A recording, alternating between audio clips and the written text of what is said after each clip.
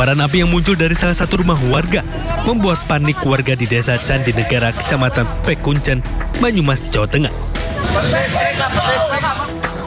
Kobaran api yang muncul ini tiba-tiba telah membesar, bahkan api cepat merembet ke bagian rumah lainnya hingga warga yang mencoba memadamkan api terpaksa menghindar dari kobaran api ini. Api semakin membesar setelah menyambar botol yang berisi BBM di kios bensin warga tempat penjualan BBM eceran. 3 mobil damkar dikerahkan untuk memadamkan kobaran api. Petugas yang tiba di lokasi kejadian langsung melakukan pemadaman. Setelah petugas bekerja selama hampir 1 jam, api berhasil dipadamkan. Hampir sekitar 3 rumah. Jadi 2 rumah yang terbakar, 1 rumah yang kena dampaknya. Ya. Jadi itu ada 3 rumah, dari rumah Bapak Eko Widianto, kemudian Pak Martin dan juga Pak Panduji. Itu Pak Pendi. Ya, ini yang cukup besar karena awal mula api adalah dari rumah Pak Pendi Yudi. Tidak ada korban jiwa dalam kebakaran ini, namun kerugian ditaksir mencapai 150 juta rupiah. Dari Banyumas, Jawa Tengah, Saladin Ayubi, iNews melaporkan.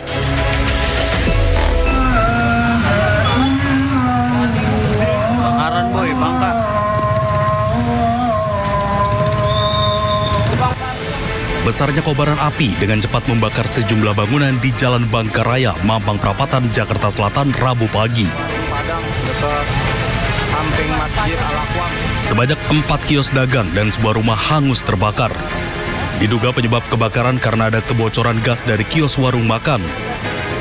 Meski sempat kesulitan mendapatkan pasokan air, petugas pemadam kebakaran berhasil memadamkan api dengan menerjunkan 15 unit mobil pemadam dan 50 personil ke lokasi kebakaran. Ini yang terbakar satu bangunan rumah, cuma difungsikan, depan itu difungsikan untuk kios ya. Untuk kios ada 3 kios, kalau kita lihat ada 3 kios. Dugaan sementara apa sih Pak? Kalau menurut informasi dari masyarakat bahwa penghuni sedang memasang gas ya, memasang gas. Terjadi kemudian sehingga apinya menyambar. Informasi yang didapat sementara. Dalam insiden kebakaran ini, seorang warga mengalami luka bakar dan langsung dibawa ke rumah sakit terdekat untuk mendapatkan pertolongan medis. Dari Jakarta, Den Helmi Sajangbati, iNews melaporkan.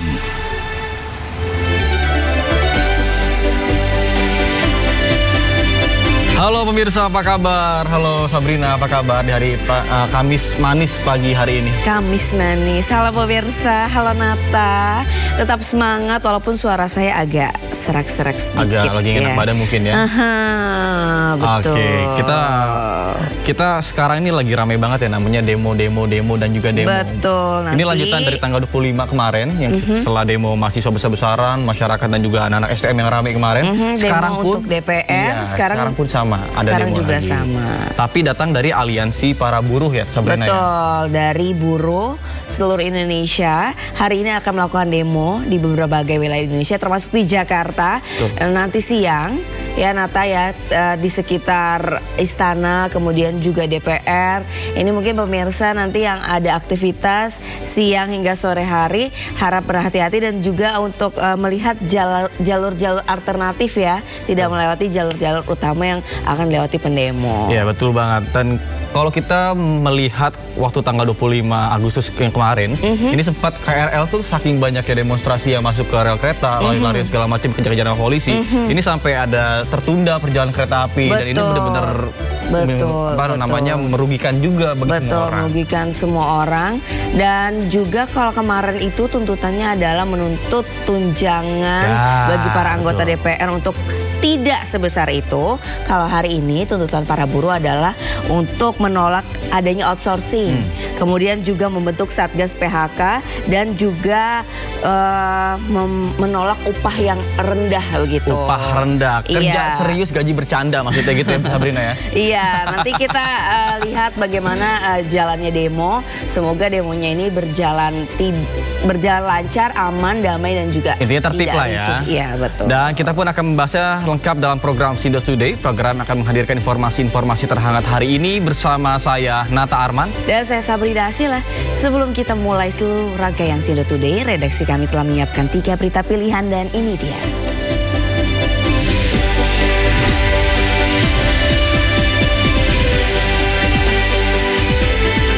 Pemindahan tahanan makar di Sorong, Papua Barat Daya diwarnai bentrokan warga dengan aparat keamanan.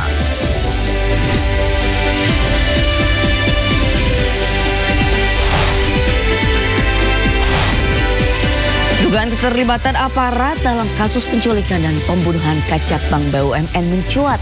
Polisi belum ungkap motif kejahatan.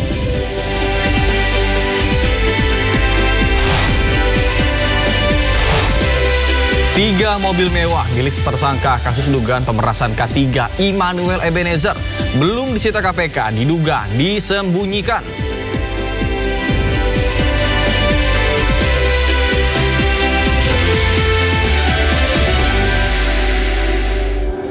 Pemirsa Sindo Today, kita awali dengan informasi kericuhan terjadi saat pemindahan tahanan makar di Sorong, Papua Barat Daya. Ya, masa terlibat bentrok dengan polisi dan juga merusak gedung pemerintahan.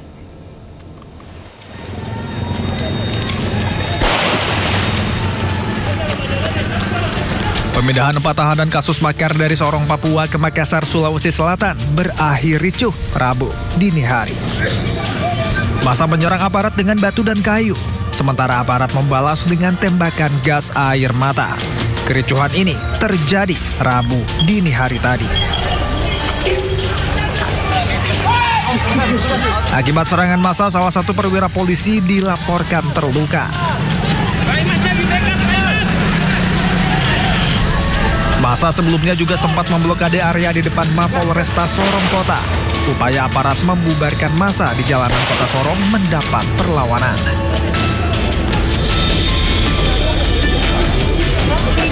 Tak hanya terlibat bentrok dengan aparat, massa juga merusak fasilitas pemerintah, mulai dari rumah Kepala Kejaksaan Negeri Sorong, kantor Wali Kota Sorong, hingga kantor Gubernur Papua Barat Daya. Sejumlah titik pusat kota lainnya turut menjadi sasaran, sehingga aparat harus memperketat pengamanan. Tim Liputan, iNews melaporkan. Sementara kericuhan juga terjadi di depan gedung DPRD Medan, Sumatera Utara. Ya, massa dan polisi terlibat saling dorong dan berakhir bentrok.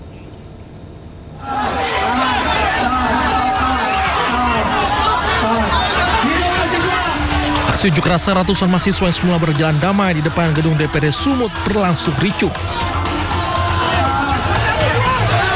Kericuhan dimulai saat ratusan pengunjuk rasa hendak menerobos masuk pintu gerbang kantor DPRD Sumatera Utara. Suasana semakin memanas saat massa unjuk rasa melakukan lemparan ke arah barikade pihak kepolisian. Ratusan petugas polisi yang berjaga pun akhirnya melakukan tindakan represif dengan membubarkan aksi pengunjuk rasa. Bentrokan antar mahasiswa dengan polisi pun tak dapat dihindarkan. Massa unjuk rasa terus melakukan pelemparan ke aparat kepolisian. Dalam unjuk rasa ini sejumlah mahasiswa terlibat aksi provokasi turut diamankan polisi. Dari Medan, Sumatera Utara, Said Ilham, iNews melaporkan. Sementara kericuhan mewarnai unjuk rasa ratusan warga Kecamatan Kerangkeng, Kabupaten Indramayu, Jawa Barat di depan sebuah pabrik sepatu. Ya, massa menuntut perusahaan memprioritaskan tenaga kerja lokal.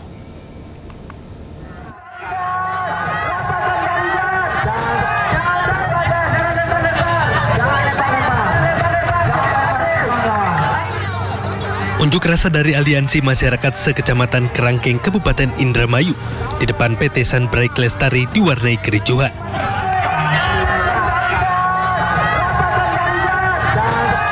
Massa yang berusaha merangsak masuk ke dalam perusahaan saling dorong dengan polisi. Dalam aksinya, massa menuntut agar warga lokal Kecamatan Kerangkeng diprioritaskan bekerja di perusahaan. Selain itu, massa juga menuntut transparansi penerima pekerja baru serta menghapus pungutan liar. Kericuhan sempat mereda setelah manajemen perusahaan menemui para pendemo. Ada beberapa yang kita tidak bisa langsung ambil keputusan. Namun massa kembali kecewa setelah perwakilan perusahaan ternyata tak juga memberikan kejelasan terkait tuntutan mereka. Iya, jadi sebelum ini kita menerima banyak laporan terkait para pekerja lokal ini ditolak karena tidak punya skill, harus MCU, tidak bisa bahasa Taiwan. Nah, makanya kita tuntut agar tidak ada persyaratan yang tidak masuk akal seperti itu. Masa pun mengancam akan menggelar unjuk rasa jilid 2 jika perusahaan tak mengabulkan tuntutan mereka. Dari Indramayu, Jawa Barat, Toy Iskandar, iNews melaporkan. Kericuhan terjadi di Bandara Internasional I Gusti Ngurah Rai Badung, Bali. Ya, sopir taksi dan petugas keamanan baku hantam.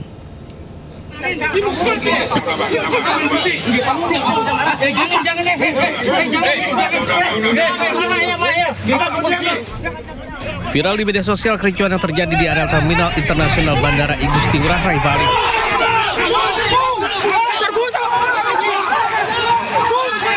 Petugas keamanan bandara terlibat adu fisik dengan seorang pria yang diduga sopir taksi konvensional. Petugas keamanan lain berupaya dengan persuasif menenangkan massa, namun situasi yang semakin tidak terkendali hingga terjadi aksi saling dorong hingga saling pukul. Setelah peristiwa itu, 2 petugas keamanan melaporkan dugaan kasus penganiayaan ke Polres Bandara. Dalam kasus ini, polisi telah memeriksa 10 orang saksi dan menetapkan 6 orang tersangka dalam kasus. Dan itu katanya ada sejumlah akun dari driver yang memang di suspend, akhirnya tidak bisa aktif untuk menarik customer, dan juga adanya informasi bahwa driver dari aplikasi luar bandara yang masuk ke dalam bandara. Itulah yang ini pertanyaan. Polisi mengimbau semua pihak agar menjaga situasi tetap kondusif di lingkungan Bandara Internasional Ngurah Rai agar tidak mengganggu keamanan maupun kenyamanan penumpang. Dari Badung, Bali, Indira Ari, iNews melaporkan. Pemirsa, lantaran dituduh mencuri buah sukun, seorang pria di Pekanbaru Riau tewas diduga dianiaya oleh oknum aparat. Ya, pihak keluarga meminta kasus kematian korban diusut sampai tuntas dan pelaku dihukum setimpal.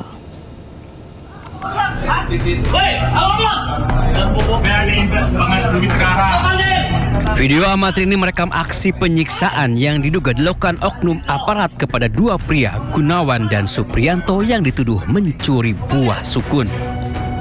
Dalam video terlihat korban sudah tidak berdaya dengan kepala bersimbah darah. Oknum aparat tidak peduli, ia justru memaksa kedua korban membersihkan darahnya sendiri. Dalam keadaan tidak berdaya, kedua korban lalu dibawa ke Mapolsek 50.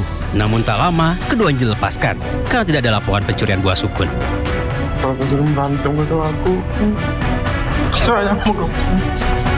Kedua korban lalu dibawa ke RSUD Arifin Ahmad Pekanbaru.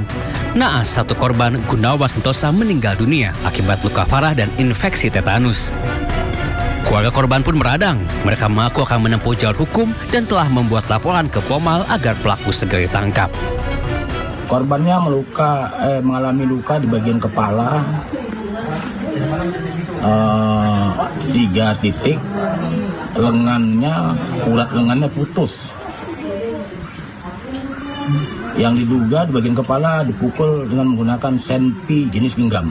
Dianiaya oleh oknum Bais, yang setelah saya tahu terangnya oknum Bais itu adalah dari Angkatan Laut.